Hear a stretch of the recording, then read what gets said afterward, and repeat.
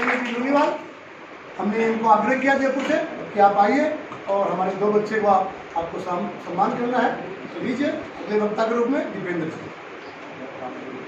उसके जज्बात में ही जीत है, उसके जज्बात में ही जीत है, इसलिए वो खेलता बेहतरीन है। पहला निरोगी का हम यहाँ पे दोनों बच्चों के सम्मान में हम लोग एकत्रित हुए हैं। हमारे चौपड़ी ग्राम के अति सम्मानीय सरपंच महोदया जी, अति सम्मानीय प्रिंसिपल साहब, काजला जी, बड़े बुजुर्ग एंड नौजवान साथी। जिंदगी एक खेल ही है, अगर हम इसको समझेंगे रंगमंच और इसमें एक जिंदगी हमारा एक खेल ही है। हम सुबह से लेकर के शाम तक खेलते ही हैं। आज जो देश के हालात हैं, हम देख रहे हैं युवाओं को रोजगार नहीं मिल रहा है, युवा भटक रहा है, रास्ता भटक गया है। लेकिन जो लोग खेलते हैं उनका कोई रास्ता नहीं भटका है। जो खेल में रुचि रखते हैं उनका रास्ता कभी कोई नहीं भटका सकता है। उसके रोजगार के आयाम कभी खत्म ही नहीं हो सकते हैं। मैं आपको बता दूं, दुनिया में 2 ही आदमी फेमस होते हैं, जाने जाते हैं, एक कुख्यात और एक विख्यात। ओसामा बिन लादेन भी फेमस हुए, उनको भी दुनिया जानती है, लेकिन वो क्या हुए? कुख्यात हुए। और हमारे अब्दुल कलाम हुए जो विख्यात हुए।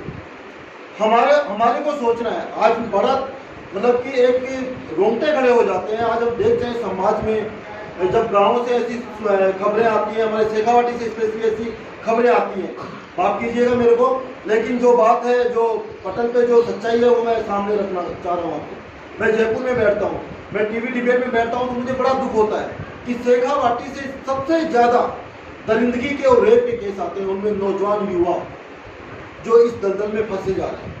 कोई किस गैंग का साथी ले रहा है, कोई किस गैंग को साथ में लेकर के चल रहा है, कोई लॉरेंस गैंग बन रही है, कोई कौन सी गैंग बन रही है। कभी वो अपने बारे में नहीं सोचते, उनको सिर्फ यूज किया जाता है। उनकी जवानी को, उनके जोश को, उनकी गर्मजोशी को यूज कर रहा है वो। और हम लोग क्या करें? हम यूज होते जा रहे हैं। कभी हमने अपने आप को नहीं पहचाना। आप अगर आपको जानना है तो किताबें पढ़िए। आप बचेंद्री पाल के बारे में जानिए, जिन्होंने अपने दोनों पांव गंवा दिए थे और फिर भी फतेह की। हमें प्रेरणा उन लोगों से लेनी है जो सकारात्मक सोच के साथ में, जिन्होंने इतिहास रचा है। नेगेटिव लोगों के साथ में तो बैठकर आप नकारात्मक होंगे। मेरा इतना ही कहना है कि आप युवा हैं, आप दीपक है, मनीष है, और मैं कह रहा हूँ ये मामूली बात नहीं है, क्योंकि मेरे दोनों बच्चे, मुझे मालूम है, मेरे 6 साल की बेटी है और 7 साल का बेटा है। मैं अफसोस करता हूँ कि दिलो दिमाग पे उनके क्या छाया हुआ है, कितना जुनून है, कितनी दीवानगी है उनको, कि मेरे को समझ में नहीं आता कि कितने पागल है वो खेल के प्रति, कराटे के प्रति। सुबह से लेकर के शाम तक उनके हाथ, ये काता किया, पता नहीं कौन कौन से होते हैं वो, मेरे को समझ में नहीं आता। हरिंदर जी गए थे घर पे, बोले यार बच्चों ने क्या सीख रखा है। जब भी कोई मेहमान आता है सामने खड़े हो जाते हैं और उसको सिखाते हैं। बच्चे ने जिला स्तर पर गोल्ड मेडल भी जीता है, ये येलो बेल्ट पे आए हैं, अभी वो ऑरेंज बेल्ट भी लिया है, अभी स्टार्टिंग है एज के अकॉर्डिंग। तो पहला सुख निरोगी काया। जब तक आप शरीर को स्वस्थ नहीं रखेंगे, उसके बाद में सारे सुख फीके पड़ेंगे। पहले हम निरोगी रहेंगे, और निरोगी रहने का एक ही मूल मंत्र है कि आप अपने आप को खेल में डाल दो, चाहे वो कबड्डी हो, खो खो हो, चाहे से फुटबॉल हो, चाहे क्रिकेट हो, चाहे कोई और भी। और मैं साथ में एक बात और बताना चाहूँगा, अगर हम हिंदुस्तान लेवल पे बात करें, आज हम हरियाणा की बात करें, फोगाट बहनों की बात करें, तो आज जो बच्चियां हैं, जो लड़कियां हैं, वो भी कहीं आगे हैं, बच्चों से भी आगे हैं। तो हमारा काम है, मैं दीपक और मनीष को ये कहूँगा कि आप जीत कर आए, अति सम्मानित हैं आप, और हमारे लिए एक प्रेरणा है। मैं यही चाहूँगा कि अपनी इस जीत को यहाँ मत, यहीं पे मत अपना दीजिएगा। अपने बच्चों को, जो आपके सहपाठी हैं, आपसे छोटे हैं, और आपके गांव में चाहे वो लड़की हो चाहे लड़के हैं, उनको आप प्रोत्साहित करेंगे, उनको आप एक तरीके से गाइडलाइन देंगे, ताकि वो भी आपसे इंस्पायर हो और वो अपना नाम रोशन कर सकें। क्योंकि चौपड़ी गांव एक छोटा सा कस्बा है, लेकिन आज पूरे शेखावाटी में नहीं, राजस्थान में नहीं, इंडिया लेवल पे इन्होंने अपना नाम कमाया है। और मैं इनके लिए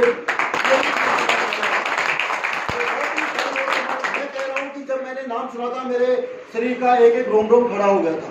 क्योंकि जज्बा जो समझता है ना, वही समझ पाता है इसको।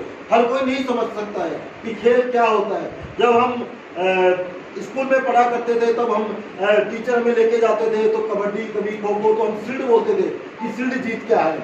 हम जानते हैं कि हम कैसे मतलब कि उसको, और रियली मैं बताऊँ, अभी मैं अपना बॉक्सिंग की प्रतियोगिता चल रही जयपुर में राजा पार्क में हमारी, उसमें शेखावाटी से काफ़ी सारी बच्चियों ने भाग लिया।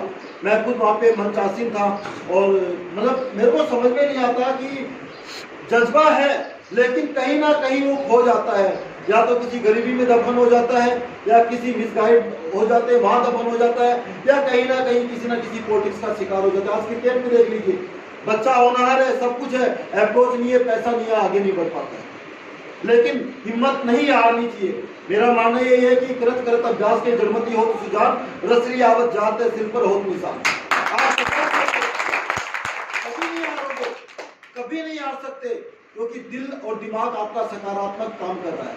जब आपका मन और शरीर दोनों सकारात्मक काम करेंगे तो जरूर एक दिन आपको मंजिल मिलेगी।